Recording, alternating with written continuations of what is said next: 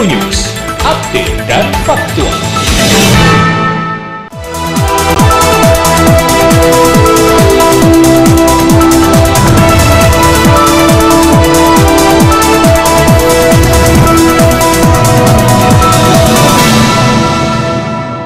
Saya SBY TV, senang sekali saya Manda Sulaiman dapat kembali hadir menjumpai Anda kali ini dalam program Dialog Update Malam.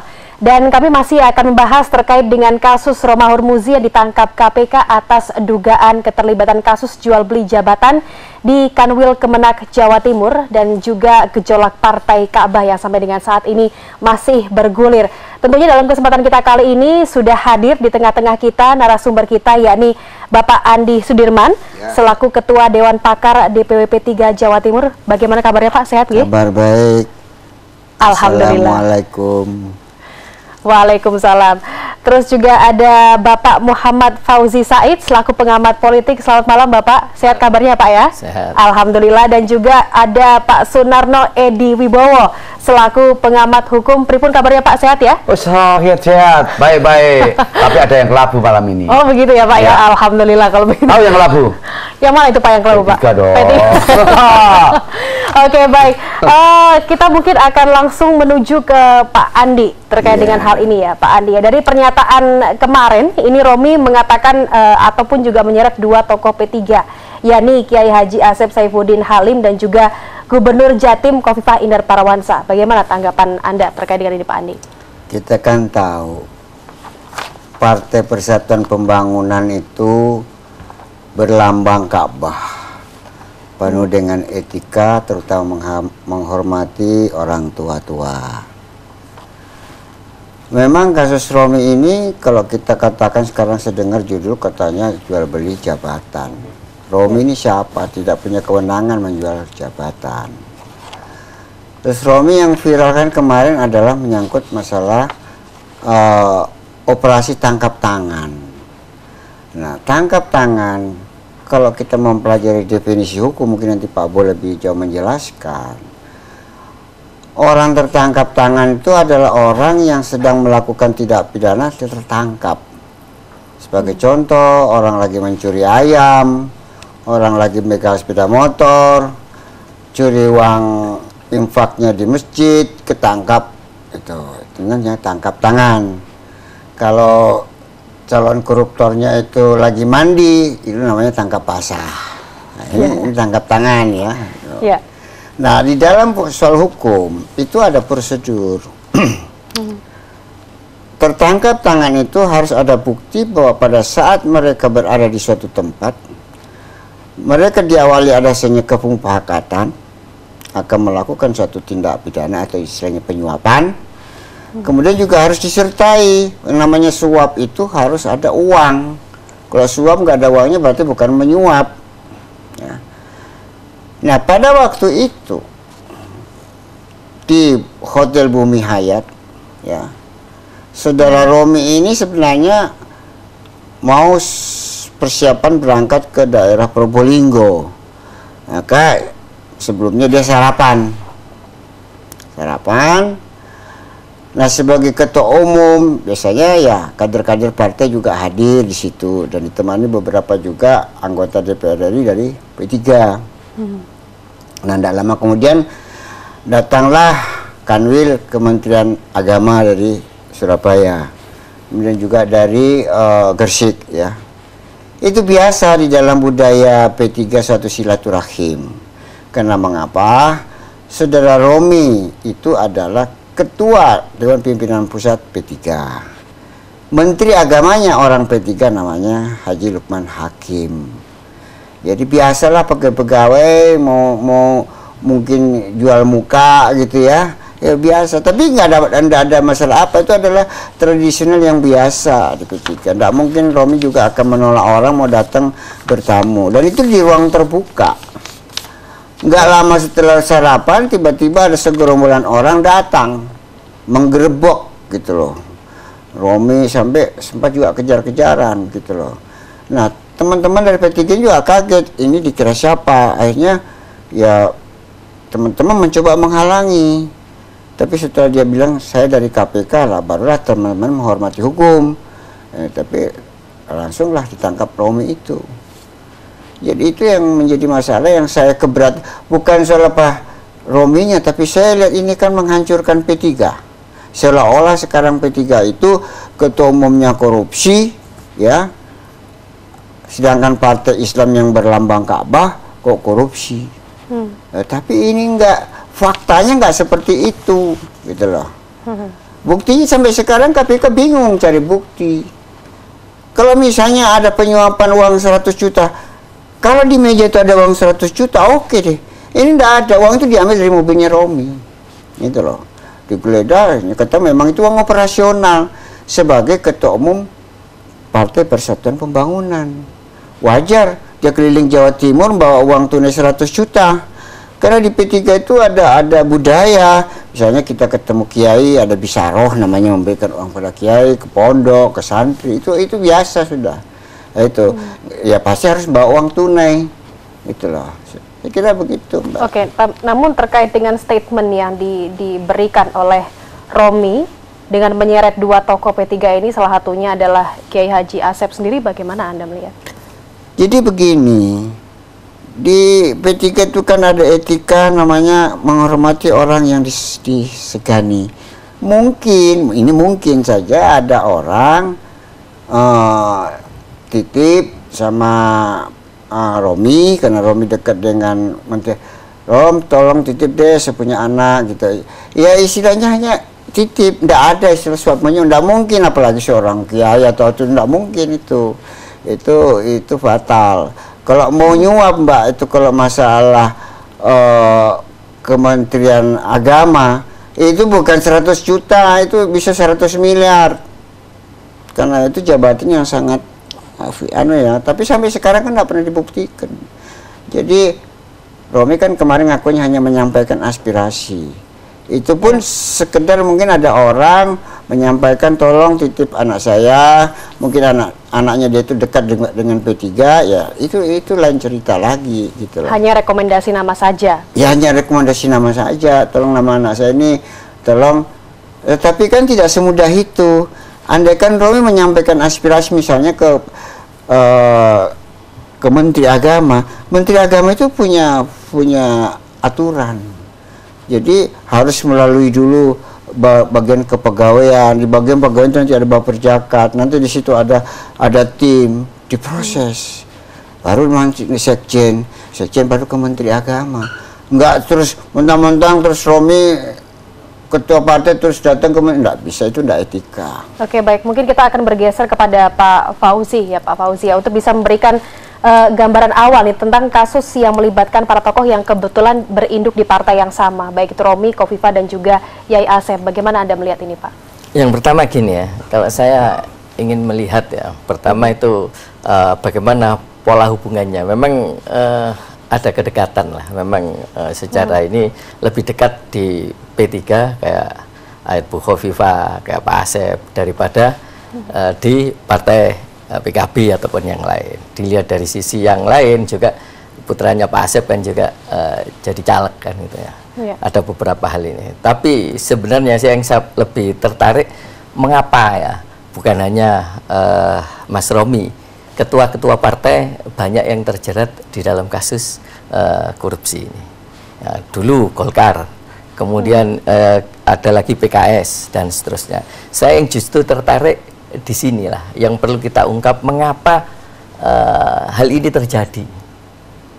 Kalau saya ya melihat ini apapun akan terus berulang, bahkan P3 ini yang satu pendahulunya Pak Surya Dharma Ali ya, gitu. Ya ini sekarang sudah ditetapkan sebagai tersangka. Saya tidak membahas dari sisi hukum karena saya bukan expert di bidang itu.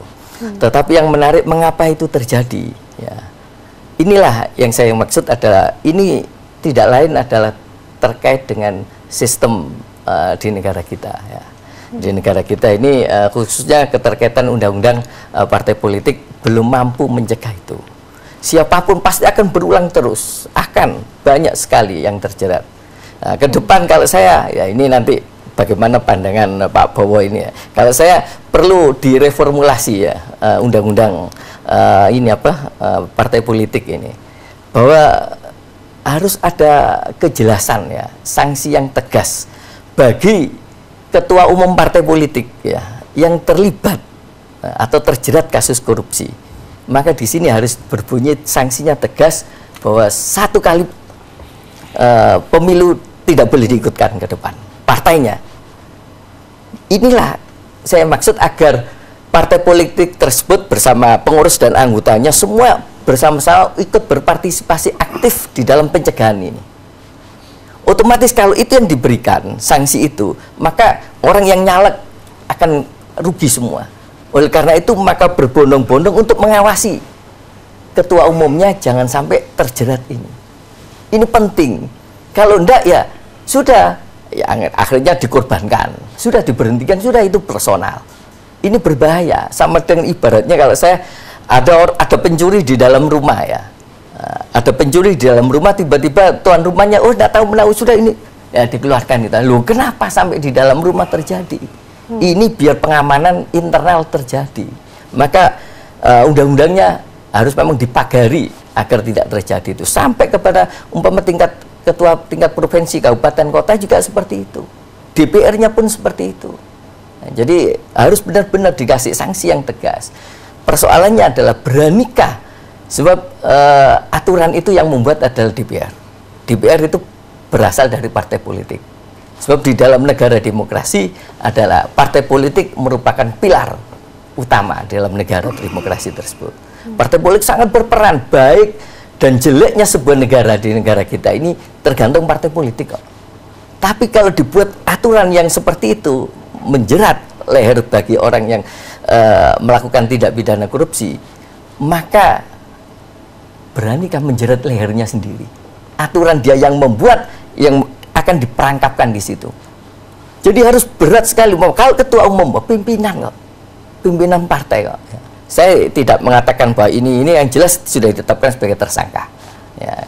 Kemudian apakah ini apa yang dikatakan oleh Pak Dirman tadi, saya tidak tertarik membahas sisi itu. Nanti bagiannya Pak Bowo ini nanti. Kalau saya lebih tertarik pencegahannya. Ini harus benar-benar ya, KPK harus mendesak ya, agar DPR ya bersama kalangan akademisi memberikan aturan ya, mengusulkan perubahan terhadap undang-undang partai politik ya. Ini sebenarnya sumbernya adalah partai politik itu kekurangan dana. Ada sumber-sumber dan ini harus dicarikan jalan keluar juga. Umpama bagaimana partai politik itu bisa punya lembaga bisnis, tapi diatur dengan aturan yang ketat. Ya, jadi kalau seperti itu, kalau ketua umum jelas bila perlu hukumannya seumur hidup. Seumur hidup, kemudian partainya juga ikut bertanggung jawab, tidak boleh 1 kali pemilu ke depan. Kalau ketua umum pusat maka itu di level pusat. Kalau itu adalah ketua provinsi ya, tingkat provinsi, maka ya di provinsi level itu. Ini yang harus, kalau ini yang terjadi maka bersama-sama anggota partai politik dan semuanya akan mengawasi jangan sampai ketuanya terjerat dalam hal itu. Pada sisi yang lain, ini kan sebuah konsekuensi logis dari sebuah sistem parlementer yang sistem presidensil tapi rasa parlementer. Karena ini adalah menteri itu kan dijadikan lewat partai politik. Ya, partai politik lainnya ada hubungannya karena umpama ini Pak Menteri Agama keterkaitannya dengan Ketua Umum P3, ini keterkaitan ya, bisa diintervensi, bisa apa, tapi saya tidak mengatakan ini kasusnya Menteri Agama, ini enggak ya, cuma ini rawan seperti itu. Oleh karena itu, kenapa ini terjadi? Karena menteri itu bisa ditarik oleh partai politik, walaupun ini kalau presidensil kan enggak bisa, ini presidensil tapi rasa parlementer. Maka partai bisa menarik sewaktu-waktu. Oh sudah, ini karena perwakilan partai X, maka ditarik, diganti bisa. Nah ini otomatis dia akan punya dua loyalitas. Loyalitas satu sisi kepada presiden, karena rasa parlementer ini juga harus samikna wa ta'na terhadap pimpinan partai politik. Nah disinilah yang jadi persoalan utama. Kalau ini tidak diperbaiki dari hulunya, wah terus-menerus. Siapapun ini, sebab manusia bukan malaikat. Kalau manusia, bahasa saya, Nabi Muhammad baik itu karena dikontrol langsung oleh Allah. Nah, tapi kalau manusia biasa, manusia biasa itu adalah harus dikontrol oleh sistem yang ketat, oleh aturan. Ya. Nah ini belum sampai menjerat ke sana. Sudah begitu itu dikorbankan. Ketemu sudah kayak Pak Surya Damal sudah dikorbankan, bahkan dijauhi setelah itu. Partai clean. Loh ini tidak bisa seperti ini. Jadi ibaratnya kalau maling di dalam rumah, maka pemilik rumah harus ikut bertanggung jawab agar menjaga jangan sampai kemasukan maling. Ini logikanya. Oke, baik. Pak Fauzi ditahan dulu karena nanti di segmen selanjutnya Pak Bowo akan membahas dari sudut pandang hukum, karena mengingat tadi dari beberapa poin-poin yang sudah saya ambil, terutama dari Pak Andi sendiri yang mengatakan bahwa menyoal penangkapan KPK dan juga sistem yang juga lemah ya Pak Fauzi ya. Kami akan segera kembali.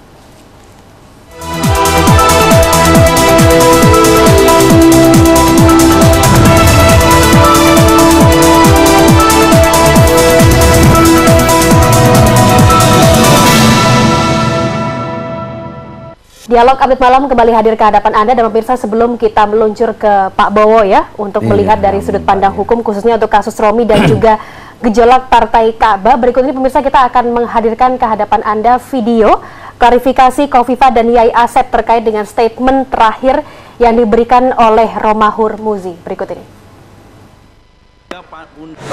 Saya tidak memberi rekomendasi, tapi saya memberikan keterangan bahwa Aris itu pernah ngaji di tempat saya sekitar 3 tahunan setiap habis sholat subuh. Kitab yang beliau pelajari adalah kitab Nahwu, kitab hadis, dan kitab fikih. Kitab hadis, kitab fikih, kitab Nahwu selama 3 tahun. Dalam hadis kan keterangannya kan begitu jelas. Ar-rashi wal murtashi kilahuma finnar. Penyuap dan penerima suap kedua-duanya di neraka. Dan selama 3 tahun beliau ngajar ngaji di tempat saya. Masa saya kemudian ditanya? Beliau pernah Kakan Kemenak Surabaya. Beliau sempat PLT. Saya sempat ketemu di pengajian sekali. Kemudian saya sempat ketemu lagi di Raker PIM setelah jadi gubernur. Saya ketemu lagi ketika beliau audiensi di sini. Jadi saya mengajak mendiskusikan dari data yang disurvei oleh UIN Syarif Hidayatullah. Saya minta kita sama-sama melakukan pemetaan, dan itu Pak Haris datang dengan tim dan saya juga menerima dengan tim. Kita harus support apa yang dilakukan KPK itu adalah dalam rangka membangun kepercayaan kepada masyarakat. Komitmen kita untuk membangun pemerintahan yang bersih, komitmen kita untuk menjaga bahwa dipastikan tidak boleh ada jual beli jabatan. Saya rasa kita semua akan support itu. Saya siap untuk menyampaikan klarifikasi. Baik, sebelum Pak Andi untuk mengomentari terkait dengan klarifikasi ini ya, mungkin saya boleh langsung menuju kepada Pak Bowo dari sudut pandang hukumnya, dari OTT hingga pencatutan nama Khofifah dan Yai Asep. Monggo. Ya, pertama kita harus menghormati dulu ya presumption of innocence, jadi praduga tak bersalah, ini penting sekali. Dikarenakan apa? Dikarenakan apa yang dimaksud bersalah kalau ada satu putusan yang punya kekuatan hukum tetap, ini adalah hukum acaranya. Pertama. Kedua, kalau itu memang benar, seharusnya ketika ada OTT apa yang saya yakini dari Pak Andi tadi, itu harus ada berita acara. Dalam arti berita acara apa? Berita acara penangkapan, dalam arti tugas dan semuanya itu harus masuk berita acara semua. Nah, dari situ ada surat juga, harus semua sesuai dengan pasal 75. Namun demikian, perlu adanya pasal 19. Apa sih pasal 19 KUHP itu? Pertama, ketika ada OTT harus ada tertangkap tangan. Jadi, barang yang tertangkap tangan itu bukti. Kalau itu OTT uang harus ditangkap tangan. Ketika ditangkap itu harus kejahatan, itu baru itu namanya OTT. Bukan OTT. Jadi pasal 19 mengatakan tertangkap tangan dalam melakukan tindak kejahatannya itu berupa apapun bentuknya, itu barang, itu namanya. Kalau enggak berarti enggak. Nah, kemudian oleh karena perlu adanya apakah tertangkap tangan ini di dalam atau di luar atau banyak orang. Nah, oleh karena itu harus dibuktikan. Kalau Pak Andi tadi mengatakan bahwa barang itu di mobil, jadi pada saat melakukan tindak kejahatan itu namanya pasal 19. Nah, itu namanya tertangkap tangan, tapi istrinya sekarang OTT. Nah, kemudian apakah salah benar dikarenakan ada penyuapan? Kalau penyuapan seorang swasta itu tidak bisa, kalau itu penyelenggara mau bisa, tapi kalau dia bukan penyelenggara baru tidak boleh, dengan ada pasal 12 yaitu Undang-Undang 31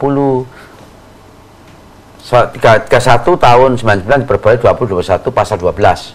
Yaitu namanya tangkap tangan. Apa itu? Tapi tertangkap tangan demikian, yaitu penyelenggara, apapun penyelenggara itu adalah DPR, kemudian juga yudikatif, eksekutif, dan legislatif itu adalah merupakan penyelenggara.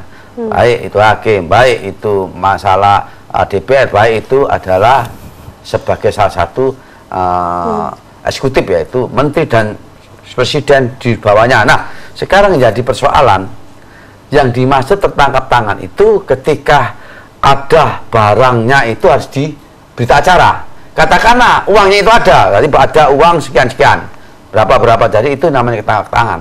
Jadi dan diperlihatkan semua ada saksi. Saksinya ada 2. Nah, saksi itu kalau ada di katakanlah di tempat di mana, kalau di rumah ada RT itu harus ada, RW atau sebelah kanan ini. Kalau di katakan di hotel itu harus ada saksinya yang berita acara tanda tangan juga. Kalau itu bisa kasirnya, bisa hubungannya dengan apa waitersnya dan sebagainya, itu harus ada. Itu namanya tertangkap tangan. Nah, kemudian jangan sampai nanti ketika ini salah prosedur, maka bisa dilakukan pra-peradilan. Sebagaimana ini kembali lagi ke bukan saya ini, pasal 77 dan 83, yaitu berarti salah prosedur. Prosedur apa?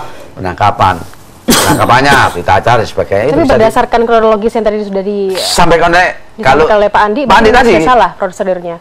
Kalau itu memang benar, yakin, berarti bisa bisa nantinya KPK tangkap tangannya prosedur, dikarenakan tangkap tangan itu harus ada prosedurnya. Katakan pasal 75, ada berita acara. Berita acara apa? Semua menandatangani. Ada penangkapan, ada petugas, ada bukti, ada saksi, semua itu ada. Ini KUHP. Tapi kalau di luar KUHP, saya nggak bisa menjawab, dikarenakan kita bicara pasal 1 ketika negara kita negara hukum. Negara kita dilindungi dengan hukum. Nah, tidak dilindungi dengan kekuasaan, karena dan sebagainya, harus prosedur. Jadi kalau itu dilakukan prosedur benar, ya diyakini, maka nah oleh karena Pak Andi tadi mengatakan mencari saksi-saksi susah. Kenapa saksi-saksi susah? Dikarenakan tadi Pak Andi ngomong kalau itu banyak orang. Nah, kecuali kalau itu hanyalah berapa orang lain. Makanya ini yang perlu saya sampaikan, dikarenakan ini kalau tertangkap tangan ini harus benar-benar main prosedur yang benar, jangan main-main. Dikarenakan apa? Dikarenakan semua punya hak. Kalau ini nggak prosedur, hak asasi dari Romi tadi bisa ajukan pra-peradilan. Di mana tangkapnya? Di Surabaya. Nah, lokus dan temposnya di mana? Ya Surabaya. Nggak bisa langsung dipindahkan di Jakarta, loh, tangkapnya di sini. Nah, berarti harus ada. Bagaimana dia kalau itu memang ada penangkapan, ya toh, itu ada hubungannya dengan adanya saksi, bukti, ya tugas, itu harus ditunjukkan. Nah, saya ini adalah satu. Tanya dulu, apakah saya ini adalah selaku apa? Oh, saya selaku penyidik. Nah, penyidik apa? KPK. Mana? Anunya apa? Buktinya. Nah, ada tunjukkan ini. Nah, itu prosedur. Jangan sampai tangkap-tangkap, jangan-jangan terus habis nangkap ketika suratnya itu baru. Enggak. Kalau kita bicara pada waktu penangkapan dia harus menunjukkan bahwa saya ini adalah KPK yang punya tugas. Siapa yang tugas? Melakukan tugas A, B, C, D, E, F, itu harus. Kalau itu demikian, maka jangan sampai nantinya menangkap semena-mena, jangan. Lebih baik kita sama tahu hukum, KPK juga harus tahu hukum. Jangan sampai kita bicara nggak tahu hukum. Negara kita sekarang, negara hukum, dan ini dicermati dan diamati semua. Jangan sampai dia melakukan yang salah, akhirnya dikarenakan semena-mena. Jadi jangan sampai hukum itu di mata penyidik. Hukum itu di mata penyidik. Nggak ada hukum itu. Kecuali hukum mata bawah ada itu. Ya. Nah, inilah yang penting sekali. Jadi jangan sampai kita semena-mena. Kalau sampai nantinya itu nggak terbukti, ada saksi mengatakan tidak ada kata ketangan. Contohnya, ada orang mengatakan demikian, gugurlah. penahanan, penangkapan. Itu karena harus dilalui apa benar dia menunjukkan apa yang saya sampaikan sesuai dengan pasal 75. Kalau nggak bisa nangkap sembarangan. Zamannya sudah lain, berubah ini. Makanya penting sekali sekarang ini harus proporsional. Jangan sampai nantinya kalau ada pengacara yang lebih unggul, lebih dominan, lebih cerdik, wah, pas ini nanti menurut saya akan bisa membuktikan saya benar ini, sumpah benar. Lihat tangkap tangan, padahal itu adalah merupakan bahan penangkapan, bukan tangkap tangan loh ya. Kalau tangkap tangan ini sesuai dengan ada buktinya, uang. Nah, kenapa? Karena di dalam KUHP ada satu pasal 84. Apa alat bukti itu? Alat bukti adalah petunjuk, surat, ahli, saksi, keterangan, tersangka, terdakwa itu. Nah, 183, dua bukti cukup. Makanya dengan merupakan barang bukti dan ada saksi. Nah, ini sekarang ini katanya Pak Andi kok susah ada cari saksi. Berarti dari mana nanti kalau sudah saksi? Saksi itu dominan. Kenapa? Ini ketangkap tangan. Apakah melihat saksi? Kena saksi. Di dalam pasal 26, ayat 126 ini ya. Saya katakan tadi 119. Sekarang kalau saksi, 1, 2. Apakah ada saksi? Saksi itu yang mengalami, yang mengetahui, yang mendengar. Saksi. Kalau katanya bukan saksi. Nah, ini yang penting satu-satu adalah saksi yang dicari. Makanya ada saksi alat bukti. Tambah nanti apakah tertangkap tangan atau berita acara sebagai petunjuk ini. Makanya agak kesulitan, nggak semudah apa yang dibayangkan. Makanya jangan kalau menangkap sesuatu itu memang harus jelas-jelas. Nah, karena KPK juga saya yakin apakah KPK itu menggunakan pasal 12 Undang-Undang KPK loh ini tentang adalah penyadapan dan sebagainya. Kok ini kok rame-rame lah, ini ada apa ini? Kok di mobil lah, ini rangkaian demikian kan lain apa? Lain ini adalah bertentangan dengan pasal-pasal yang saya sampaikan. Pasal 119, pasal 126, pasal yaitu pasal 75. Ya toh? Ini kalau kita bicara masalah apa arti penangkapan, penahanan, barang bukti, ya penyitaan dan sebagainya, ini ke sana larinya. Oleh karena itu penting sekali sekarang ini gunakanlah kalau itu memang selaku KPK sudah branding dan sebagainya, itu memang harus profesional. Jangan sampai nanti ketika prakalah ya ini jadi persoalan. Berarti apa? Apa yang dikatakan dulu kalau kita bicara masa teroris hacker bahwa itu gagak itu hitam, ternyata ada gagak putih, hancurlah semua. Nah, inilah. Demikian, Mbak. Oke, baik Pak Bowo. Mungkin saya potong terlebih dahulu ya. Saya boleh kembali lagi kepada Pak Andi memberikan statement atau pernyataan terkait dengan apa yang sudah disampaikan oleh Pak Bowo dan termasuk juga tadi klarifikasi yang sudah diberikan oleh baik itu dari pihak Kiai Asep dan juga Bu Khofifah. Monggo. Saya kira apa yang disampaikan oleh Pak Bowo benar semua. Beliau adalah pakar hukum ya. Jadi tidak semudah itulah KPK itu menangkap seseorang. Jadi seperti yang disampaikan tadi beliau, untuk menangkap seseorang itu harus terbukti melakukan tindak pidana, buktinya harus ada, misalnya penyuapan itu dalam bentuk uang, kemudian harus ada saksinya. Pada waktu penangkapan itu harusnya profesional, harus dihadiri orang, saksi membuat berita acara tadi. Ini tidak ada. Begitu habis ditangkap dibawa lari langsung ke Polda, gitu loh. Sehingga nggak ada itu berita tentang bahwa itu mestinya di lokasi itu ada berita acara ini ditangkap ini dengan bukti uang, ini tidak ada, gitu loh. Terus akhirnya katanya ini kan repot, jadi gitu. Jadi saya sih hanya melihat daripada partainya saja ya. Jadi ini nampaknya ada unsur politik yang agak kental, gitu loh ya.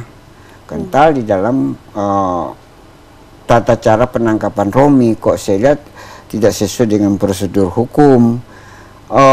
Mungkin ada kelompok lain yang menginginkan bahwa P3 ini di dalam injury time ini hancur, gitu loh ya. Sekarang kan terkesan bahwa sekarang P3 itu partai korupsi. Nah, dihubungkan secara politik kepada Menteri Agamanya. Nah, ini kan aneh. Lah, Romi ini kan bukan orang Kementerian Agama. Dia itu kan ketua P3. Nggak mungkin menjual jabatan. Mau menjual jabatan bagaimana? Punya kewenangan untuk memindahkan, menaikkan pangkat seseorang, itu tidak punya, gitu loh. Lah, andaikan mungkin sifatnya aspirasi, mungkin iya. Misalnya ada orang titip, ya, seperti tadi disampaikan, tapi kan semua menyangkal, ya. Ibu Hopipa telah menyangkal, Ki Asep juga menyangkal, karena memang untuk penyuapan ini kita ibaratkan kentut, bau tapi tidak ada orang mau ngaku, gitu loh. Ya, bau tapi sudah dibuktikan, gitu lah ya.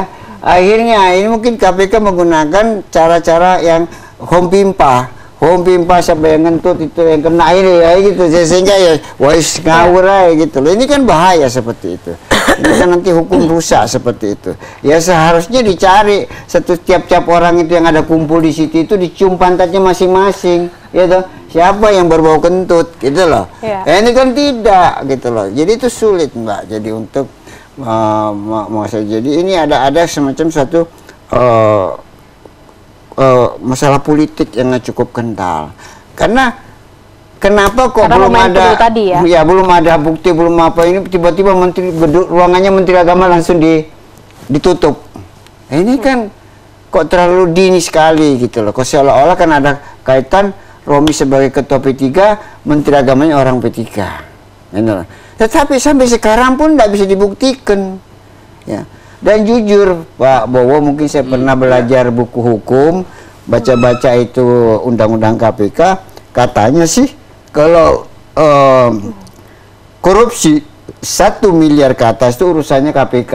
Ya, pasal 12 saya tahu. Ya. Saya paham pasal 11, mohon maaf. Betul, jadi ya. KPK itu adalah harus 1 miliar. Ya. Kalau kalau 1 miliar adalah ya itu adalah jaksa dan kepolisian. Ya. Kalau kita ada 3 penyidik korupsi itu. Itu memang benar. Itu Undang-Undang 30 ya. Jadi kalau itu benar. Jangan-jangan Pak Andi ini juga pakar hukum. Bukan, saya ini hanya orang partai, Pak. Jadi hukum jangan gitu, Bapak. Jadi itu jadi malu. Jadi di bawah 1 miliar itu polisi, gitu ya, atau jaksa, gitu loh. Padahal sekarang kemarin kan 100 juta. Ini kan cukup perusahaannya Polsek sebenarnya, gitu loh Pak.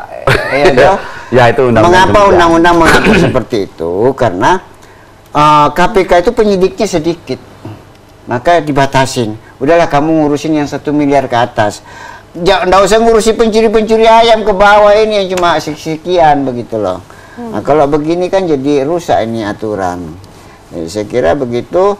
Dan ini yang kita khawatirkan bahwa ini Romi ini hanya melewati jalan saja untuk menghancurkan Kementerian Agama. Ya. Karena kita harus tahu dulu juga korupsi. Wah, lama-lama nanti ada kesan ini kok menterinya kok korupsi terus. Sudah kementerian ini dibubarkan saja. Jadikan kementerian karaoke gitu loh. Oke, baik. Ya, Pak Andi ditahan dulu ya, karena dialog masih akan kami lanjutkan. Pemirsa, kami akan segera kembali saat lagi untuk Anda.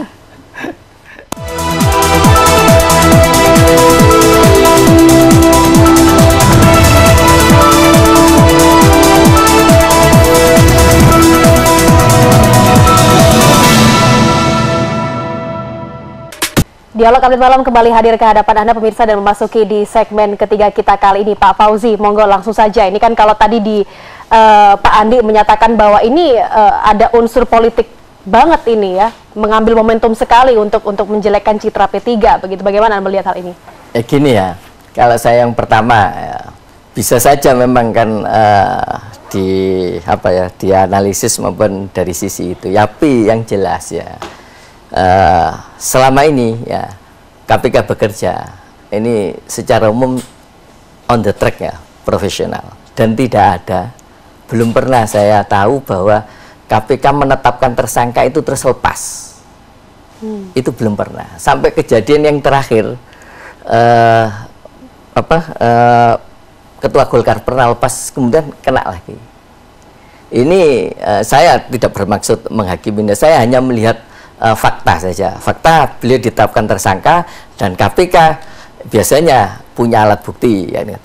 Oleh karena itu maka terkait dengan pihak P3, teman-teman P3 yang dirugikan, merasa dirugikan, saya menyarankan ya melakukan perlawanan lewat jalur hukum. Itu satu. pada sisi yang lain ya, pada sisi yang lain memang saya juga ada catatan-catatan kritis ya terhadap KPK. Ya, saya yang tidak sepakat ya ketika kasusnya Mas Romi ini begitu tertangkap kemudian ada penggeledahan ya. Nah, setelah ada penggeledahan belum diminta klarifikasi ini apa Menteri Agama sudah di juru bicaranya itu siapa itu Mas Febi ya, nyatakan bahwa sudah pasti ada kaitannya dengan uang itu ya. Ini menurut saya terlalu dini lah, umpama itu hendaknya menahan diri dulu setelah ada klarifikasi dari menteri baru disimpulkan. Ini yang menurut saya sama dengan bagaimana di media semua dimuat seakan-akan ya dia diadili oleh media yang mana para pembaca pemirsa itu sudah menafsiri masing-masing yang ada di kepalanya. Ini yang terkenal dengan the trial by the press itu kan gitu. Jadi pengadilan lewat ya, media itu. Ini yang berbahaya. Dan menurut saya hendaklah KPK sabar dulu, jangan ngomentari yang belum pasti. Ya, belum pasti terkait dengan belum diklarifikasi gitu loh. Ini yang sudah menemukan ini uang, kemudian saya juga tidak membela-bela Menteri Agama, enggak, cuma saya melihat ini kurang pas gitu.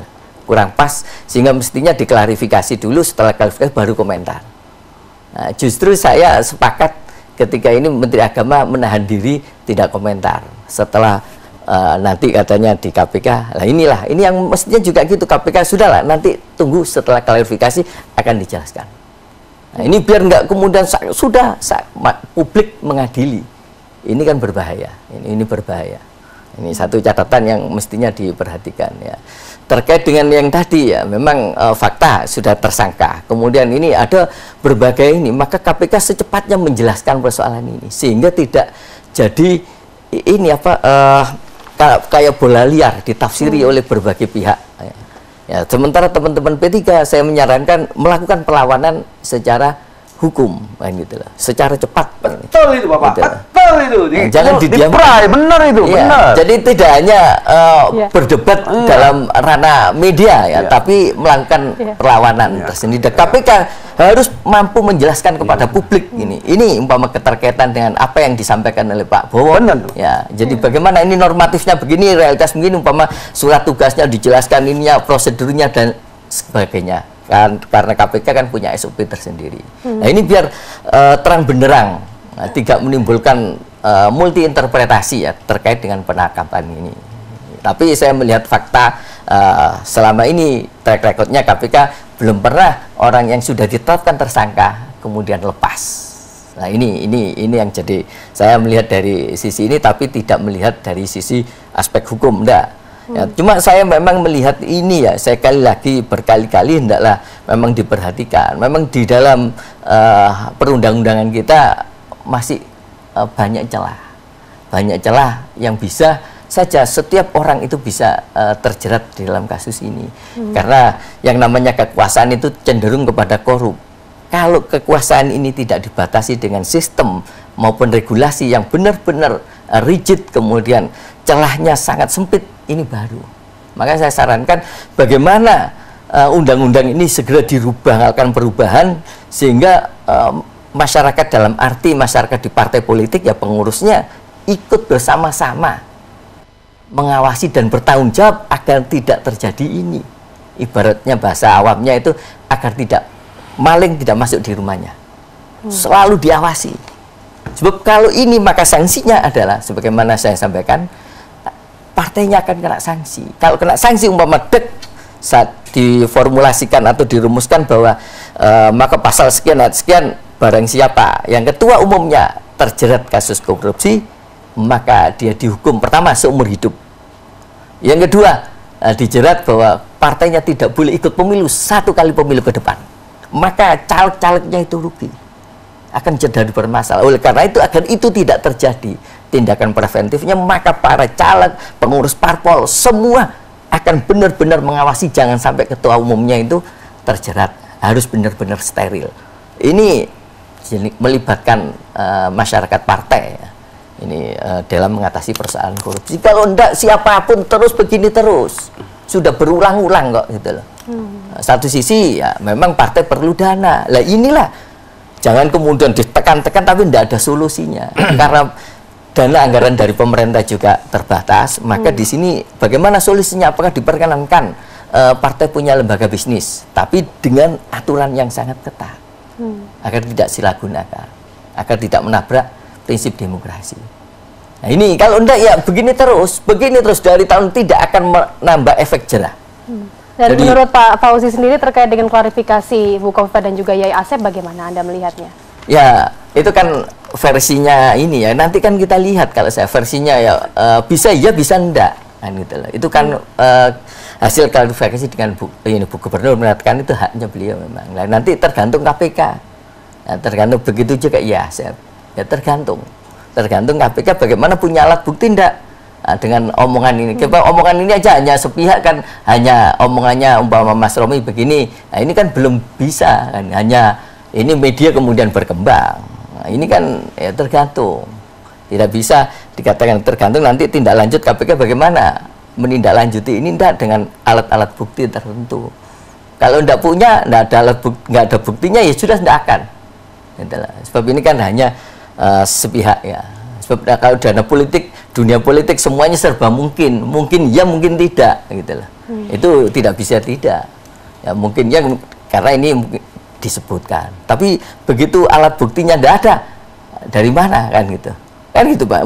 Mas Romi mengatakan ini hasil ini ya, itu kan hasil dalam arti bahwa diminta umpama merekom atau apa. Kalau merekom wajar, persoalannya pakai duit apa enggak kan itu. Kalau merekom sangat mungkin ya kalau merekom ini karena satu sisi ya Kementerian Dinas Kementerian Agama itu kan di bawah gubernur ya, ini sebagai ini. Sisi yang lain memang ada jalur ke sana.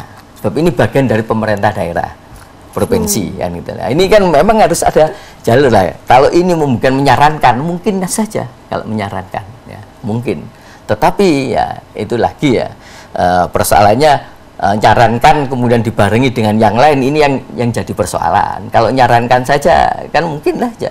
Karena kepala dinas itu kan terkait dengan ini di level Jawa Timur hubungannya dengan gubernur dan seterusnya. Bukan hanya ini, dinas pendidikan, dinas kesehatan dan seterusnya. Ini kan juga bagaimana kalau ini jelek ngatasi, maka gubernur juga ikut bertanggung jawab. Nah, jadi dari sisi ini ya, ini ya, dari Pak Asep sendiri umpama ya, ini juga gitu, saya tidak mengatakan mungkin iya mungkin enggak.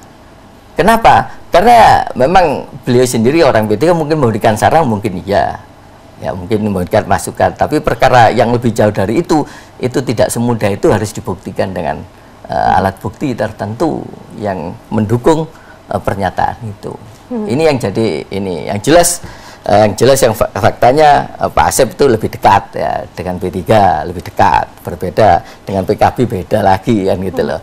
Kemudian Bu Kofifa juga gitu, dekat, hubungannya baik kan gitu loh. Ini yang jadi yang harus dikasih underline-nya itu di situ. Ini kan kemudian dihubungkan bahwa hubungan baik ini ada dimaknai, hubungan baik dimaknai berbeda gitu loh. Jadi umpama memberikan saran, saya kebijakan Mbak Amanda memberikan saran, Mbak ini aja umpama.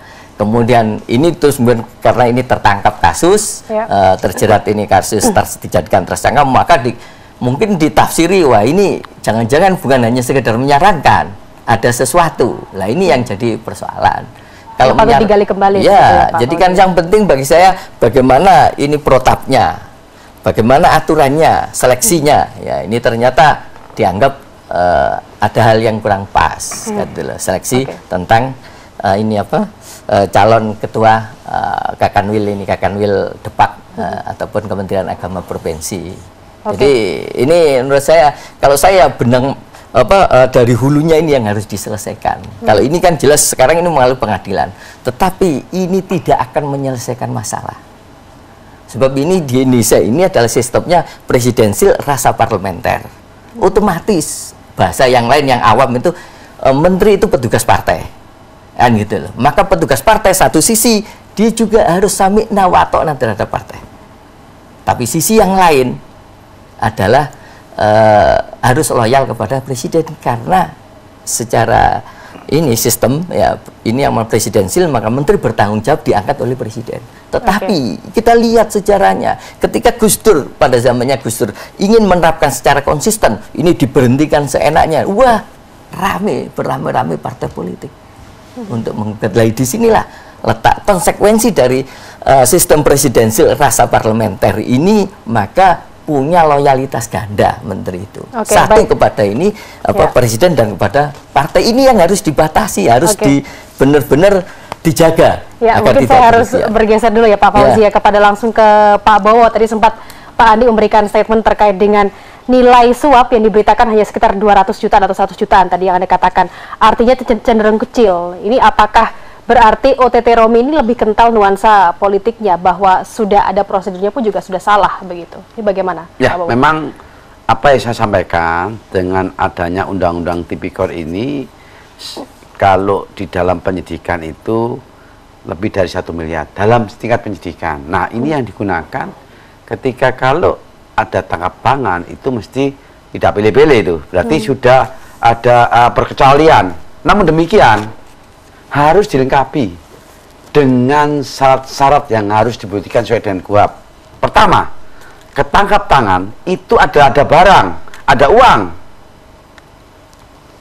Kalau ada uang itu masuk berita acara. Uangnya katakanlah 100-200 juta. Ditangkap pada tanggal ini, dengan ini harus di-state, bukan hanyalah orang KPK yang menandatangani berita acara. Harus ada satu. Kalau itu di restoran, saya katakan tadi, kasir ada, terus kalau bisa ya tadi katakanlah waitersnya ada, 2 alat, 2 cukup, karena di dalam hukum ada nullus tesis, kalau 1 nggak cukup, makanya nggak semudah apa yang dibayangkan itu. Nah, kemudian harus menunjukkan, ketika pada waktu itu menunjukkan bahwa saya ini ada tugas siapa saja. Nah, ini tugaskan oleh ketua siapa saja. Nah, ada tugas, ada di samping itu. Kalau penangkapan harus pada waktu itu, penangkapan nggak langsung nangkap, nanti itu lain harus ada sesuai dengan suatu berita acara yang saya sampaikan. Nah, kemudian kalau itu ada penangkapan harus ada. Lah, penangkapan siapa namanya? Nah, ABCD tanggal ini, setelah ini, ya karena tugas ada, kemudian siapa saja personilnya, itu harus. Terus siapa saja itu harus, memang harus dilengkapi. Nah, oleh karena itu, kalau Pak Andi katakan tadi, bukan hanyalah 3 orang, 1 orang, 4 orang, tetapi banyak orang. Kalau banyak orang itu, menurut pandangan saya, berarti apakah ketangkap tangan dan tidak? Ini masih bayangan saya, secara analisa, baik deduktif atau induktif, bahwa kuantitatif maupun ya kuantitatif ya, atau kualitatif. Jadi kalau saya, metode yang saya gunakan ini prosot, metode loh ya, itu metode yang saya gunakan loh ya. Kalau memang demikian, kuantitatif sama kualitatif, metode induktif dan deduktif ini menyimpang, maka dengan demikian kalau ketangkap tangan itu harus ada, kalau ini katakanlah ada penyuapan berapa orang, 3 siapa, katakanlah Kanwil, kalau Romi dan ada lainnya, katakanlah demikian, itu cukup. Tapi kalau banyak orang akan meleset, dikarenakan orang ini harus semua harus tahu, jangan sampai satu-satu nggak tahu. Maka sesuai dengan KUHP ini tidak bertentangan.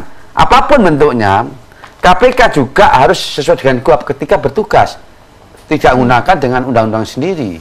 Kenapa? Ini satu penyidikan tentang tindak pidana korupsi. Maka yang saya sampaikan tadi, ada yang katakan apakah Kofifa dan Asep itu punya. Nah, ini lain. Ini harus memang benar-benar harus dikonfirmasi dulu apakah benar atau tidak. Jadi ini apakah mencari satu alat bukti lain, tapi kalau enggak, lepas lagi nantinya. Kenapa? Karena harus hati-hati. Dikarenakan apa? Dikarenakan saksi-saksi itu harus mendukung. Jangan sampai hanyalah saksi ini dikatakan A, meleset Haris, semua harus katakan sejujurnya pada waktu nantinya ketika ada panggilan. Hanya itu aja. Jangan sampai nanti menjadi suatu pasal pemuakatan jahat, ada pasal. Baik, karena waktu kita pun juga akan habis begitu ya. Mungkin saya boleh memberikan atau meminta pernyataan terakhir daripada Pak Andi. Langkah selanjutnya seperti apa? Mengingat dari kasus ini akan sangat berdampak sekali dengan partai P3. Saya sependapat dengan Pak Bowo. Ya, dia kan beliau pakar hukum. Jadi ini kan tadi sulit untuk dibuktikan. Romi juga tidak pernah mengakui bahwa pernah menerima. Ini kan dipermasalahkan soal suap. Ya. Romi tadi tidak pernah memberikan suap, hanya aspirasi, pernah menyampaikan aspirasi dari tadi katanya dari Ki Asep sama Ibu Hopipa. Ini kan juga nggak ada yang pernah mau mengaku gitu loh. Jadi kentut tadi itu mana ada yang mau mengaku ya. Jadi KPK sendiri tidak transparan. Ini loh, uang yang sekian 100 juta itu ditemukan di meja pada saat saudara tersangka ini yang Menteri Agama Kanwil Agama ini menyerahkan uang kepada Romi. Tidak ada itu, ya toh. Begitu juga sekarang kita contoh pekerjaan KPK yang tidak begitu profesional. Belum diperiksa Menteri Agamanya, belum diperiksa itu pegawai Kementerian Agamanya. Semua kamarnya di line ya, dikembok semuanya. Oke, mungkin bisa dipercepat ya, Pak Andi. Saya percepat lagi. Jadi yang paling penting bahwa saya untuk supaya ini semua jelas, saya sependapat dengan Pak Bo, ini harus di pra peradilan. Itu adalah memang Oke, benar. supaya Terbuka semua. Ya. Benar. Jadi sesuatu gelap jadi terang benerang. Ya. Ini gelap terus nih. Oke. Baik, karena waktunya juga sudah habis pemirsa, dan demikian untuk program Dialog Update Malam kita kali ini. Terima kasih banyak Pak Fauzi, Pak Bowo, dan juga Pak Andi atas statementnya. Dan pemirsa, demikian Amanda Sulaiman, sampai jumpa.